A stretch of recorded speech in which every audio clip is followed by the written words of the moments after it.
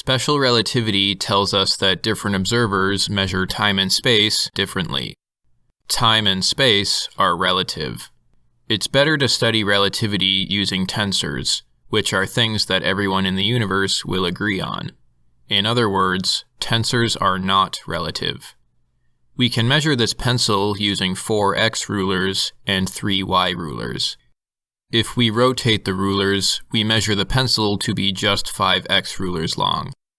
These two descriptions of the pencil use different numbers, but the combination of numbers and rulers is the same for everybody.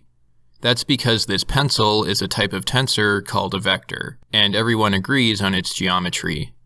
For the same reason, it's better to measure time and space using tensors called spacetime vectors.